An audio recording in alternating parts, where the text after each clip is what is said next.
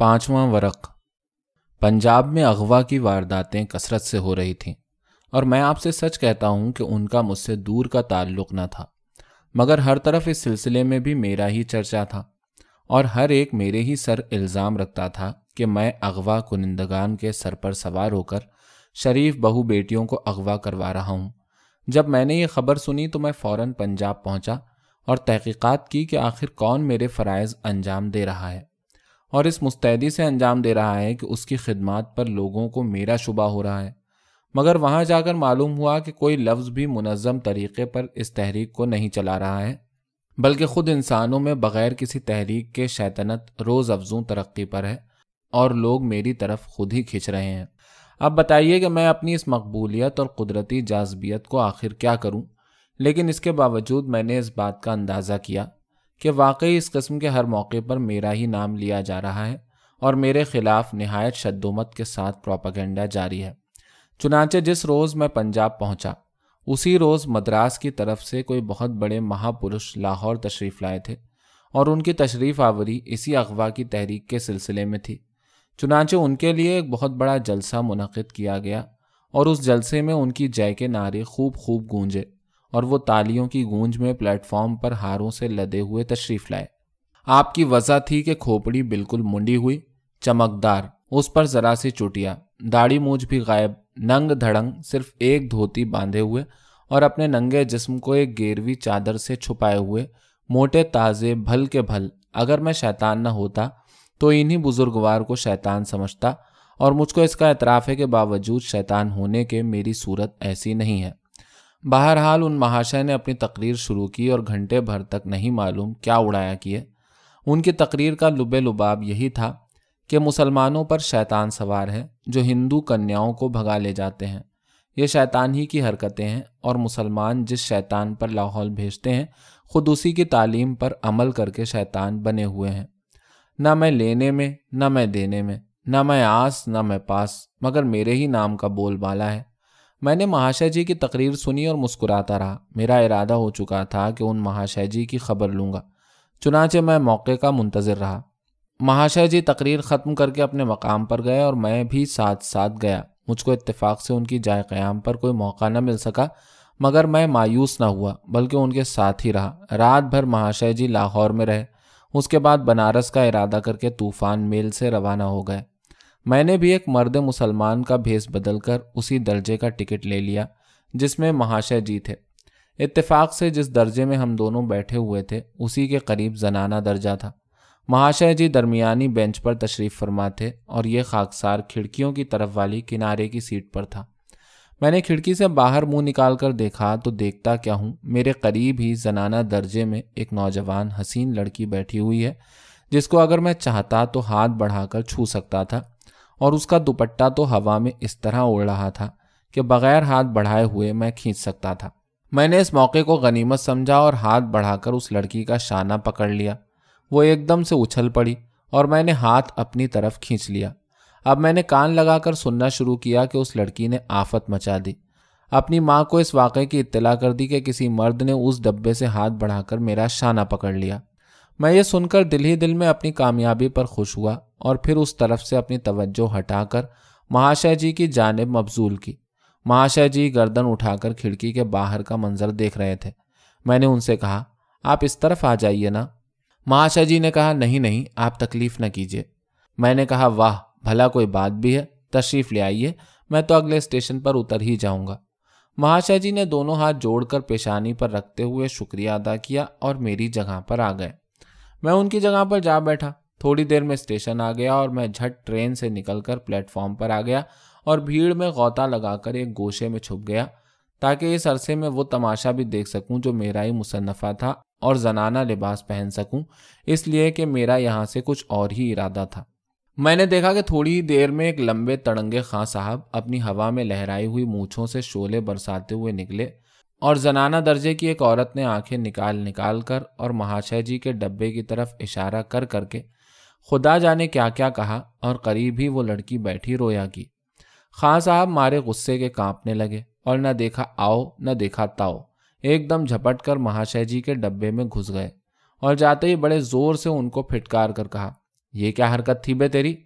مہاشے جی نے حیرت سے منہ کھول کر کہا، کیا ہے بابا؟ میں سمجھا نہیں۔ خاں صاحب نے اور بھی نگل جانے کے انداز سے کہا، بابا کا بچہ بنا ہے، شرم نہیں آتی؟ یہ بہروپیوں کی سی صورت بنائی ہے، اور حرکتیں یہ کہ عورتوں کو آپ چھیڑتے چلتے ہیں۔ بدماش کہیں کہ مارے جوتوں کے یہ سب بہروپ نکال دوں گا یہیں پر۔ اس ڈبے کے سامنے آنن فانن ایک مجمع لگ گیا۔ خاں صاحب ڈونک رہے تھے اور مہاشے جی حیران تھے کہ واقعہ کیا ہے۔ اس مجمع کو دیکھ کر اسٹیشن ماسٹر اور گارڈ سبھی وہاں آ گئے۔ خاں صاحب کا غضبناک اصرار تھا اور مہاشے جی کا مقدس انکار۔ سب مجمع نے سنا اور آخر یہ طے پایا کہ خاں صاحب درگزر کر دیں، اب ایسی بات نہ ہوگی۔ بہت سے آدمیوں نے بیچ بچاؤ کر کے خان صاحب کو اس ڈبے سے نکالا۔ گارڈ نے سیٹی دی، لوگ اپنے اپنے ڈبے میں بیٹھے اور میں ایک برقعے میں ملفوف اسی ڈبے میں آ کر بیٹھ گیا جس میں خان صاحب کی مستورات تھیں، اور گاڑی روانہ ہو گئی۔ میں جان بوجھ کر اسی جگہ بیٹھ گیا جہاں پہلے خان صاحب کی بہو بیٹھی ہوئی تھی، اس لیے کہ اس واقعے کے بعد وہ وہاں سے اٹھ گئی تھی اور ڈر کے مارے کوئی عورت بھی وہاں نہیں بیٹھی تھی۔ میرے بیٹھ جانے کے بعد بھی کسی نے مجھ سے اس بات کا تذکرہ نہ کیا، اور میں دراصل خود بھی نہ چاہتا تھا کہ مجھ سے اس واقعے کا ذکر کیا جائے۔ بہرحال میں تقریباً 1 گھنٹہ اسی طرح بیٹھا رہا، اور جب میں نے پوری طرح دیکھ بھال کر اندازہ کر لیا کہ مہاشے جی اسی جگہ پر بیٹھے ہیں جہاں میں نے ان کو بٹھایا تھا، تو ایک دم سے اوئی اللہ کہہ کر اچھل پڑا۔ خان صاحب کی بیوی نے کہا، کیا ہے؟ میں نے کہا، کسی نے ادھر سے ہاتھ بڑھا کر میرے بازو میں چٹکی لی ہے۔ معلوم نہیں یہ کون موا مردوا ہے جس کے گھر میں ماں بہنیں نہیں ہیں۔ اب خان صاحب کی بیوی نے جوش میں مجھ کو پورا قصہ سنایا اور مجھ سے وعدہ کیا کہ اگلے اسٹیشن پر گاڑی کے ٹھہرتے ہی میں خان صاحب سے کہہ کر اس بدماش کو پھانسی چڑھوا دوں گی۔ میں نے ان سے کہا، بہن تم اس کا انتظار کرو کہ اگلا اسٹیشن آئے، گاڑی رکے، اور پھر تم اپنے میاں سے کہہ کر میرا انتقام اس سونڈی کاٹے سے لو، مگر میں تو ابھی اس جھاڑو پھرے کی خبر لیے لیتی ہوں۔ واہ، اس نے بھی مجھے کیا کوئی ایسی ویسی سمجھ رکھا ہے؟ یہ کہہ کر میں نے فوراً خطرے کی زنجیر گھسیٹ لی، جس کے بعد ہی گاڑی رک گئی، اور گاڑی رکتے ہی ایک طرف تو خان صاحب کی بیوی نے اپنے شوہر کو پکارنا شروع کیا، اور دوسری طرف سے میں برقع اتار کر شیرنی کی طرح گرجتا ہوا اور سلیپر ہاتھ میں لیے اپنے درجے سے اتر کر مہاشے جی کے درجے میں گھس گیا، اور بغیر ان سے پوچھے گچھے اور بغیر کسی شمار کے ان کی صفاچٹ چندیا پر علل حساب سلیپریں مارنا شروع کر دیں۔ وہ ہاتھ جوڑے ہوئے دیوی جی کی رٹ لگائے ہوئے تھے، باقی سب ہائیں ہائیں کہہ رہے تھے، اور میری سلیپر پھٹافٹ کا منتر پڑھ رہی تھی۔ خان صاحب، گارڈ اور ٹرین کے نصف کے قریب مسافر سب آ چکے تھے۔ خان صاحب کا گارڈ سے اصرار تھا کہ اس بدماش کو پولیس کے حوالے کر دو، اور گارڈ برابر کہہ رہے تھے کہ پہلے اپنی سواریوں کو مارنے سے روکو۔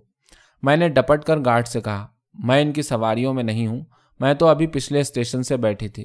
اس منہ مستنڈے نے میرے بازو میں چٹکی لی ہے، یہ مجھ کو رنڈی منڈی سمجھتا تھا کیا؟ یہ کہہ کر پھر سلیپر تیز کرنا شروع کر دی۔ بمشکل تمام گارڈ نے اس مستنڈے مہاشے کو ٹرین کے سپاہی کے سپرد کیا اور مجھ کو زنانہ درجے میں بھیجا۔ سہارنپور کے اسٹیشن پر شیطان کو برا کہنے والا مہاشے پولیس کی حوالات میں ڈال دیا گیا، اور میں زنانہ کپڑے اتار کر اپنے اصلی رنگ میں آ گیا۔ چھٹا ورق۔ میں یہ عرض کر چکا ہوں کہ میں ذرا بزلہ سنج ضرور ہوں، لیکن یہ کہنا کہ میں شیطان ہوں اور دنیا کی تمام برائیوں کا سراسر ذمہ دار یقیناً غلط ہے۔ قصہ دراصل یہ ہے کہ جب میرا پتلا روز ازل بن چکا تو میں نے دیکھا کہ جو مال مسالہ میرے پتلے میں لگایا گیا تھا اس میں سے کچھ بچا ہوا بیکار برباد ہو رہا ہے۔ خاک اڑی جاتی ہے، پانی بہا جاتا ہے، آگ بجھی جاتی ہے اور ہوا اڑ رہی ہے۔ تو میں نے خود بحیثیت اس کے کہ میں تمام فرشتوں کا انچارج تھا، اس تمام سامان کو اس سامان میں ملا دیا تھا جو انسانی پتلا بنانے کے لیے رکھا ہوا تھا۔ میرا یہ فعل آپ خود بتائیے کہ کس قدر منتظمانہ اور کفایت شعاری کے مطابق تھا، مگر یہ بات اس وقت مجھ کو بھی معلوم نہ تھی کہ میرے یہ عناصر ترکیبی مجھ کو کیا سے کیا بنانے والے ہیں۔ بہرحال میں تو کچھ عرصے بعد شیطان بن ہی گیا، مگر خود انسان میں بھی میری تھوڑی بہت فطرت اس لیے پیدا ہو گئی کہ شیطنت تو میں نے اس کے خمیر میں ملا دی تھی۔ وہ بجائے خود چھوٹا موٹا شیطان تھا، چنانچہ یہی وجہ ہے کہ انسان بغیر میری کسی تحریک کے خود ہی وہ حرکتیں کرتا رہتا ہے جو میری تحریک کے بعد اس کو کرنا چاہیے، اور ان تمام افعال کو لادا جاتا ہے میرے سر۔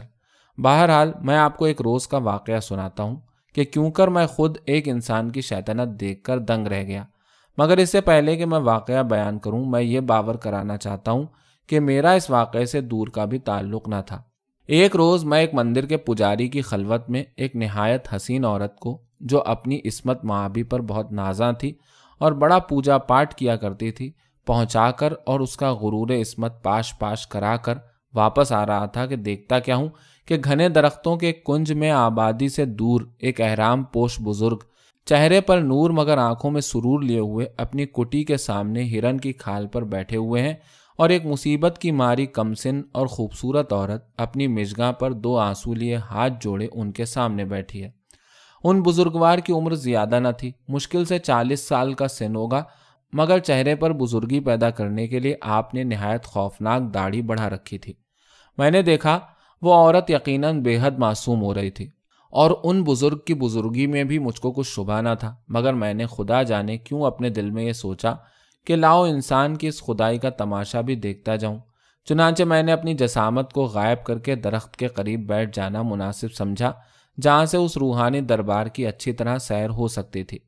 میں تھوڑی دیر تک یہی دیکھتا رہا کہ وہ عورت اپنی خوبصورت آنکھوں سے موتیوں کی بارش کرتی رہی، اور اس کی آنکھوں سے گرے ہوئے موتیوں کو زمین لوٹتی رہی، اور وہ بزرگ آنکھیں بند کیے ہوئے خدا جانے کس عالم میں بیٹھے رہے۔ میں نے خدا جانے اعتقاداً نہیں بلکہ محاورتاً عرض کیا۔ چند منٹ اسی عالم میں گزر گئے۔ آخر اس بزرگ نے اپنی آنکھیں کھولیں اور اس عورت کو دیکھ کر کہا، تو کون ہے؟ اس عورت نے خوف سے کانپتے ہوئے کہا، حضور، میں ایک دکھیاری ہوں، آپ کے پاس فریاد لے کر آئی ہوں، اور اگر آپ نے بھی میری نہ سنی تو میرا دنیا میں کہیں ٹھکانہ نہ ہوگا۔ بزرگ نے نہایت لاپرواہی سے کہا، کیا چاہتی ہے؟ اس عورت نے ذرا آگے کھسک کر کہا، حضور، میری رام کہانی یہ ہے کہ میری شادی کو 3 سال ہے۔ میرا شوہر مجھ سے اب تک بہت خوش تھا، مگر میری ساس کو میرے یہاں اولاد ہونے کی تمنا پہلے ہی سال سے پیدا ہو گئی تھی، اور جب 2 سال برابر اس کو مایوسی ہوئی تو اس نے میرے شوہر کو سمجھا بجھا کر اس بات پر آمادہ کر لیا ہے کہ وہ دوسری شادی کر لے تاکہ بچہ ہو اور خاندان کا نام چلے۔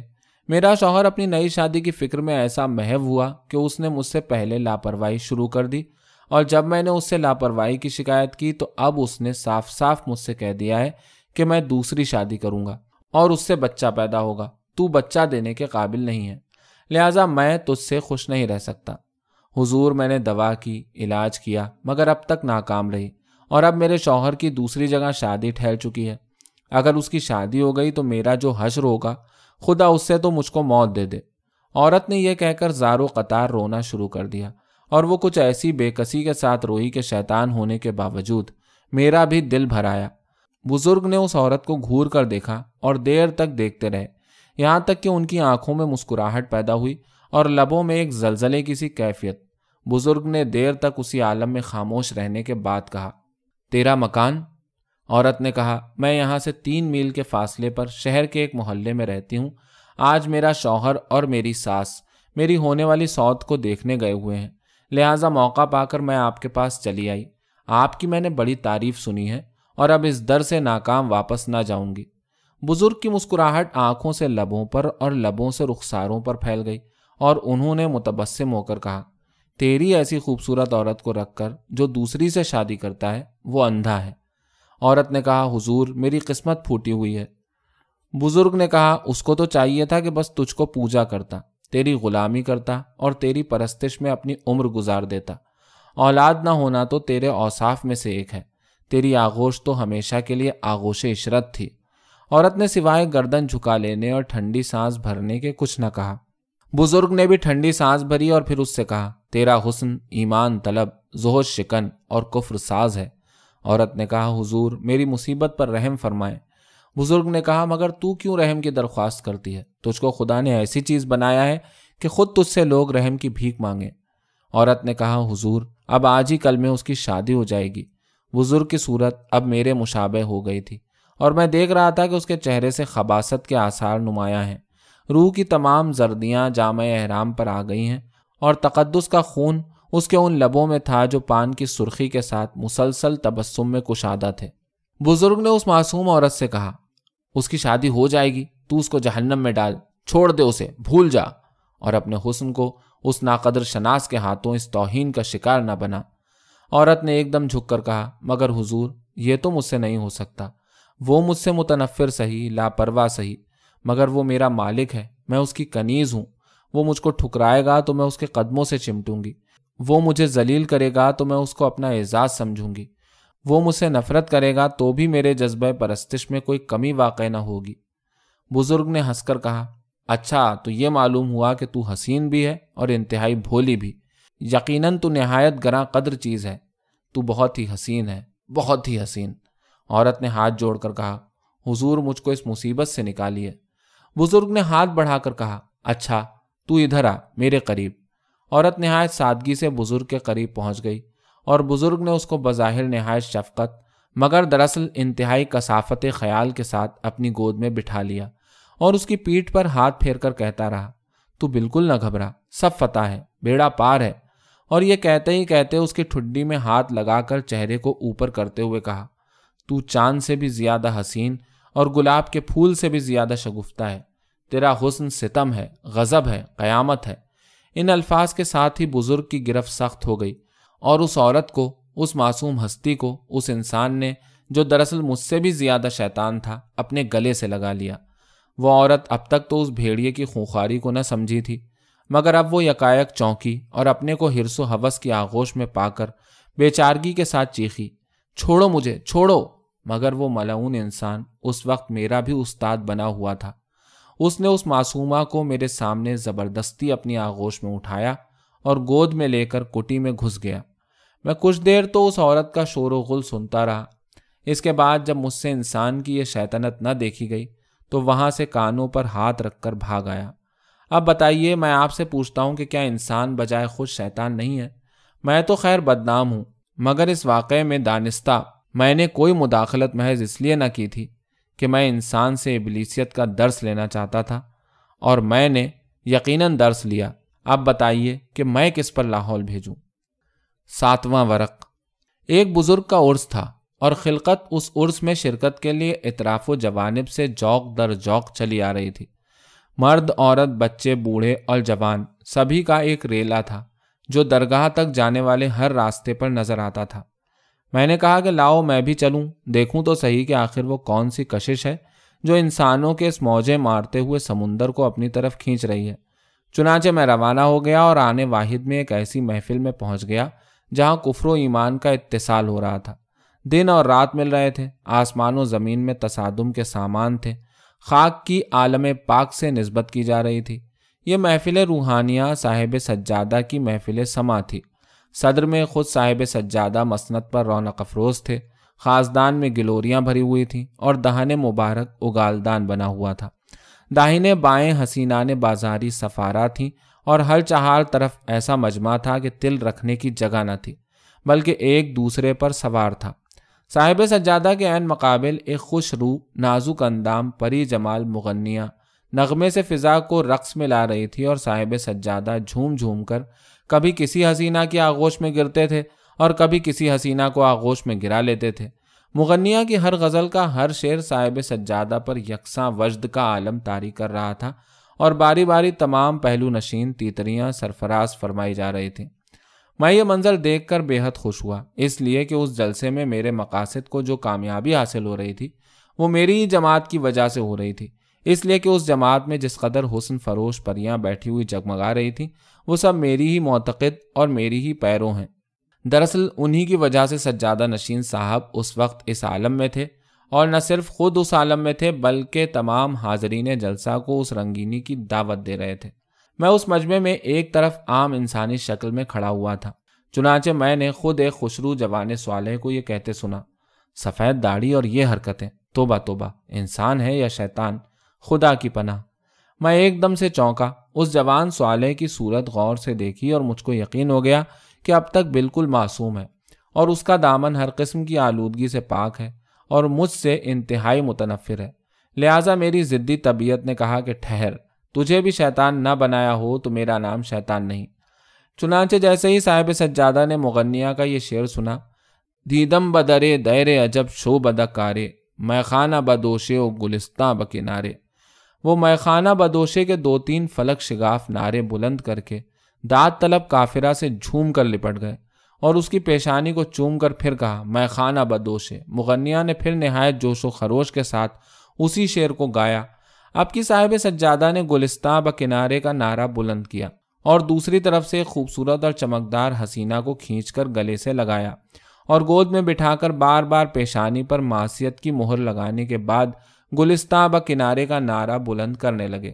اس منظر نے اس جوان صالح کے تمام رونگٹے کھڑے کر دیے اور وہ اور بھی زیادہ دلچسپی اور محویت کے ساتھ اس منظر کو دیکھنے لگا، یہاں تک کہ اس کو جھلجھلی لے کر اپنی آنکھیں اس لیے بند کر لینا پڑیں کہ آخر وہ بھی ایک جوان آدمی تھا، یوں ہی خاموشی کے ساتھ اس صبر شکن منظر کو کب تک دیکھ سکتا تھا۔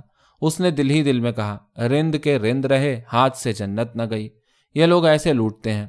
میں نے اس موقع کو غنیمت جان کر فوراً اپنے کو خیال کی صورت میں تبدیل کیا اور اس کے دماغ میں پہنچ کر اس سے کہا، تم بھی ایسے ہی ہو سکتے ہو۔ اس کے ضمیر نے کہا، کیا ایسا ہی رنگ رسیا، ایسا ہی بہروپیہ، ایسا ہی فریبی اور ایسا ہی مکر؟ میں نے کہا، یہ سب اعتبارات ہیں، دنیا خود ہی مکر ہے، فریب ہے، لطف اٹھانا ہے تو اٹھا اور دیکھ اس کی طرح اٹھا۔ میں نے کہا، اس کی ذمہ داری تجھ پر نہیں بلکہ تیرے ان اماموں کے سر ہے جو تجھ کو یہی سبق دے رہے ہیں۔ ضمیر نے نہایت کمزور آواز میں کہا، اس خیال کو دل سے نکال ڈال۔ میں نے کہا، بہرحال اگر زندگی کو پرکیف، پرسرور اور پر لطف بنانا ہے تو اس بزرگ کا نمونہ دیکھ اور یہ زندگی اختیار کر۔ محفل سما میں وہی عالم رہا جو پہلے تھا، مگر میں خیال بنا ہوا اس جوان صالح کے دماغ میں موجود رہا اور اس کے ضمیر سے برابر لڑتا رہا، یہاں تک کہ وہ نوجوان وہاں سے چلا اور اسی خیال میں غلطاں اپنے خیمے میں آ کر پڑ رہا۔ میں نے اس کے ضمیر کا گلا گھونٹ دیا تھا اور وہ اسی مقصد کی تکمیل کے لیے میری ایک مجوزہ اسکیم پر غور کر رہا تھا، یہاں تک کہ وہ غور کرتے کرتے سو گیا اور میں نے خواب میں اس کو دکھایا کہ اس کی پردرد زندگی محض ذرا سی ریاکاری سے کیوں کر عیش و عشرت اور ناز و نام کی زندگی بن سکتی ہے۔ میں نے اس کو خواب میں اسی کی آئندہ زندگی کی تصویر کھینچ کر دکھائی کہ اس نے 15 روپے کی کلرکی سے گویا استعفیٰ دے دیا ہے اور اپنے ہی مکان میں بیٹھ کر بظاہر یاد اللہ میں مصروف ہے، یعنی گھر کے باہر سب یہی جانتے ہیں کہ عبادت کا حد سے بڑھا ہوا استغراق اس کو خانہ نشین بنائے ہوئے ہے، حالانکہ وہ گھر کے اندر کوٹری میں ایک قبر کی تعمیر میں مصروف ہے۔ یہ قبر اس کے زہد، اس کی ایمانداری اور اس کی معصومیت کی قبر تھی۔ وہ ان سب کو مدفون کر کے آج سے میرا شاگرد رشید ہو رہا تھا۔ چنانچہ چند روز کے بعد جب قبر مکمل ہو گئی تو ایک روز وہ گھر کے باہر نکلا اور ایک قیامت اٹھائے ہوئے نکلا، لوگوں کو جمع کیا اور ان سے کہا کہ میں نے رات کو ایک عجیب و غریب خواب دیکھا ہے۔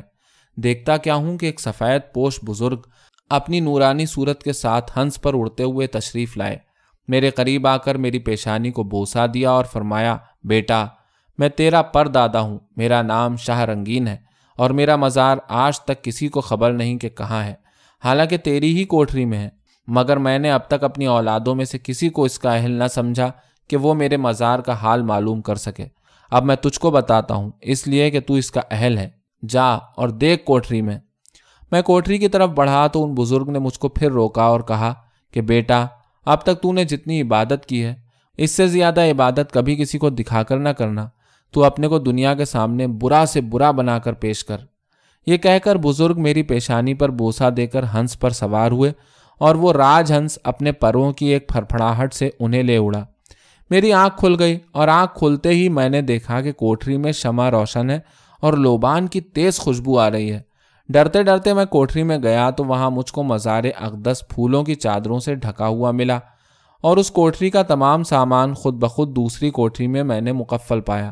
یہ کہہ کر اس نے تمام مجمع کے سامنے آنکھوں سے آنسو بہا کر آسمان کی طرف دیکھتے ہوئے کہا، اے میرے پردہ پوش، مجھ گناہگار کی قسمت میں یہ اعزاز اور اس فقیر کے گھر میں یہ دولت۔ تمام لوگ اس قصے سے بے حد اثر لے چکے تھے۔ اس کے اس رونے اور اس طرح کہنے کا اور بھی اثر پڑا۔ چنانچہ ایک اہل قصبہ بزرگ نے آگے بڑھ کر ہاتھ جوڑتے ہوئے کہا، حضور آپ کا وجود ہمارے قصبے کے لیے باعث رحمت ہے، ہم کو بھی مزار شریف پر حاضری کا موقع دیجیے۔ چنانچہ میرے اس شاگرد نے سب کو اندر بلا لیا اور کوٹری میں لے جا کر مزار شریف کی زیارت کرائی۔ ہر شخص اس معجزے پر آئینہ حیرت بنا ہوا تھا اور ہر ایک کو میرے شاگرد سے خاص اعتقاد تھا۔ چنانچہ اسی وقت اس مجمع کے ایک ایک فرد نے نہایت عقیدت سے میرے شاگرد کا ہاتھ چوما اور نظریں پیش کیں۔ میرے شاگرد نے نظریں قبول کرنے سے انکار کر دیا، صرف یہ کہا، ان رقموں سے سرکار کی درگاہ بنوائیے، مجھ دنیا دار کو آپ کیوں اس ذمہ داری سے دبا رہے ہیں؟ مگر لوگوں کے اصرار سے نظریں قبول کرنا ہی پڑیں۔ تھوڑی ہی دیر میں اس معجزے کی خبر تمام اطراف و جوانب میں پھیل گئی اور جوق در جوق لوگ آنا شروع ہو گئے، یہاں تک کہ اچھا خاصا میلہ لگ گیا۔ عورتیں، مرد، بچے، بوڑھے، جوان سبھی ٹوٹے پڑتے تھے اور معلوم ہوتا تھا کہ انسان ابلتے ہی چلے آتے ہیں۔ شاہ صاحب یعنی میرے شاگرد رشید کی دست بوسی کا سلسلہ جاری تھا۔ بہت سے ان کے خدام ہو چکے تھے اور ایک باقاعدہ محفل لگی ہوئی تھی۔ قوال اور مغنی سبھی موجود ہو گئے۔ محفل سما گرم ہوئی اور اس محفل کی دور دور شہرت ہو گئی، یہاں تک کہ بڑی بڑی گانے والیاں پہنچ گئیں جو میرے شاگرد کی تفریح کا اعلی کار بنتی تھیں۔ روپیہ برس رہا تھا، خدمتیں ہو رہی تھیں اور یہ مقدس عیاشیاں بھی جاری تھیں۔ میں نے رات بھر نہایت تفصیل کے ساتھ اس جوان صالح کو یہ خواب دکھایا اور صبح مجھ کو اطمینان ہو گیا کہ اپنی پوری اسکیم اس کے خواب میں پیش کر چکا ہوں، تو میں نے اس کو بیدار کر دیا۔ وہ سو کر اٹھا تو عجیب دل اور ایک عجیب دماغ لیے ہوئے بار بار ہنستا تھا اور بار بار غور کرتا تھا کہ آخر اس نے فیصلہ کن انداز سے کہا، ہرچہ باد آباد، اور عرس کے میلے سے سیدھا اپنے مکان روانہ ہو گیا تاکہ اس اسکیم کی حرف بحرف تکمیل کرے۔ آج وہ ایک بہت مشہور صاحب سجادہ ہے اور اپنی معصومیت کی درگاہ پر بیٹھا مزے اڑا رہا ہے۔ ایک انسان کی زندگی کو میں نے ٹھکانے لگا دیا، اسی کو آپ میری شیطانی کہہ لیجئے۔ 8واں ورق۔ میرے ایک شدید ترین دشمن مولانا کا اکلوتا لڑکا اپنے باپ کا باغی اور میرا بے انتہا معتقد تھا اور نہایت شان و شوکت کے ساتھ زندگی بسر کر رہا تھا۔ حور فریب حسن والیاں ہر وقت اس کے ہر پہلو میں رہتی تھیں، پانی کی طرح شراب پی جاتی تھی اور ٹھیکریوں کی طرح روپیہ جوئے میں پھینکا جا رہا تھا۔ مختصر یہ کہ اس کا مجھ سے باغی باپ جس محنت اور مشقت کے ساتھ مر مر کر روپیہ جمع کرتا تھا، اسی بے دردی کے ساتھ اس کا بیٹا میرے اشاروں پر اس روپیے کو صرف کرتا تھا۔ مگر ایک روز میری ذرا سی عدم توجہی کا نتیجہ یہ ہوا کہ اس کی منظور نظر حسینان نازک اندام میں سے ایک نے اس کے ساتھ بے وفائی کی اور اس نے خود اپنی نظروں سے اپنی شاہدہ کو دوسرے کی بغل میں دیکھ لیا۔ اس منظر نے اس پر ایسا اثر کیا کہ وہ بے وقوف اپنی ان عشرتوں سے بددل ہو کر اپنے باپ کی طرف گمراہ ہونے کو تیار ہو گیا۔ میں نے اس کو لاکھ سمجھایا مگر وہ ایک نہ مانا۔ آخر مجھ کو بھی غصہ آ گیا اور میں نے اس سے کہہ دیا کہ جاتا ہے تو جا، مگر یاد رکھ کہ ایک دن پھر تجھے اپنی اس مجنونانہ حرکت پر کفِ افسوس ملنا پڑے گا۔ اس نے ایک حسینہ کو ٹھکرا کر شراب کی سراہی چکنا چور کر دی، جام پھینک دیے اور بالکل پاگلوں کی طرح جا کر اپنے باپ کے قدموں پر گر پڑا۔ میں بھی اس بات پر آمادہ ہو چکا تھا کہ اگر اس لڑکے نے مجھ سے بغاوت کی ہے تو میں بھی اس کو چین سے نہ رہنے دوں گا اور وہ مصائب اس کو پہنچاتا رہوں گا کہ اس کو مجھ سے بغاوت کرنے کا لطف ہی آ جائے۔ چنانچہ جس وقت یہ بد نصیب اپنے باپ کے قدموں پر گرا، باپ نے اس کا سر ٹھکرا دیا اور نہایت حقارت سے کہا، او ناپاک کتے، کیا تجھ کو روپیے کی ضرورت پارسائی کے بہروپ میں پھر میرے پاس لائی ہے؟ لڑکے نے گڑ گڑا کر کہا، بے شک میں ناپاک ہوں، مگر اپنی ناپاکیوں سے گھبرا کر اب پاک ہونے کے لیے آپ کے پاس آیا ہوں۔ باپ نے حقارت اور بے رخی سے کہا، تو گناہوں کی ان آلودگیوں تک پہنچ گیا ہے کہ تیرا پاک ہونا ناممکن ہے۔ تو میرے سامنے سے دور ہو جا اور میری نظر کو جو تجھ پر پڑے ناپاک نہ بنا۔ مختصر یہ کہ لڑکے نے لاکھ اپنے تائب ہونے کا باپ کو یقین دلایا، مگر وہ بڈھا ایک نہ مانا اور برابر ان صاحبزادے کو حقارت سے ٹھکراتا رہا۔ بات یہ تھی کہ میں نے خیال بن کر اس بڈھے سے کہہ دیا تھا کہ اس لڑکے کو اپنی عشرتوں کے لیے روپیے کی شدید ترین ضرورت ہے۔ اس خیال نے باپ کو بیٹے کی انتہائی گریہ و زاری کے باوجود پسیجنے نہ دیا اور آخر وہ دل شکستہ وہاں سے اٹھ کر نکلا اور نہایت دل گرفتہ ایک طرف کو چل دیا۔ میں نے اس کو سمجھایا مگر وہ اب تک اپنی ضد پر قائم تھا اور اس ناسمجھ کی سمجھ میں کوئی بات نہ آتی تھی۔ آخر میں نے اس کو ٹھوکریں کھانے کے لیے آزاد چھوڑ دیا اور خاموشی کے ساتھ تماشا دیکھنے لگا کہ مجھ سے بغاوت کرنے والا دیکھیے کس نتیجے پر پہنچتا ہے۔ یہ لڑکا یکے بعد دیگرے اپنے ایک ایک عزیز کے پاس گیا کہ کوئی اس کو رہنے کے لیے ایک گوشہ دے دے، مگر کسی نے بھی اس شرابی اور جواری کو اپنے نزدیک رکھنا مناسب نہ سمجھا اور سبھی کانوں پر ہاتھ رکھ کر اس سے بھاگنے لگے۔ اس کے بعد وہ اپنے ان احباب کے پاس گیا جو اس کی عشرتوں کے شریک تھے اور اس کے ہم نوالا و ہم پیالہ تھے، مگر اس کی مصیبت میں کوئی شریک نہ ہوا۔ آخر وہ ایک مسجد میں چلا گیا اور میں مسجد سے کچھ فاصلے پر ٹھہر گیا کہ دیکھوں یہاں کیا حشر ہوتا ہے ان حضرت کا۔ مجھ کو زیادہ انتظار کی زحمت اٹھانا نہ پڑی، اس لیے کہ تھوڑی ہی دیر میں نے دیکھا کہ 2-3 ملا اس بدبخت کو باہر دھکیلتے ہوئے نظر آئے اور تھوڑی ہی دیر میں ان ملاؤں کے شور و غل سے ایک مجمع لگ گیا۔ ہر طرف سے یہی صدائیں بلند تھیں کہ اس شرابی کو نکالو، اس جواری کو مارو، یہ مسجد میں کیسے گھسا؟ یہ کمبخت لاکھ چیختا رہا کہ میں تائب ہو گیا ہوں اور اس خانہ خدا میں اپنے گناہوں سے تائب ہونے اور خدا کے حضور اپنے گناہوں کا اعتراف کر کے اپنی عاقبت درست کرنے آیا ہوں، مگر اس کی تقریر پر کوئی تو ہنستا تھا کہ کچے گھڑے کی چڑھی ہوئی ہے، کوئی کہتا تھا کہ آج زیادہ پی گیا، کسی طرف سے آواز آتی تھی کہ نمازیوں کے جوتے یہی چرا لے جاتا ہے اور شراب پی لیتا ہے۔ مختصر یہ کہ جو بے عزتی ہو سکتی تھی وہ یہاں بھی ہوئی اور یہاں سے بھی یہ حضرت نکالے گئے۔ میں نے اپنی کامیابی پر قہقہہ لگایا اور اس بے وقوف کو پھر سمجھایا کہ دنیا نیکی کی جگہ نہیں ہے۔ اس زمانے میں گنہگار معصوم نہیں بنائے جاتے بلکہ معصوم گنہگار بنائے جاتے ہیں۔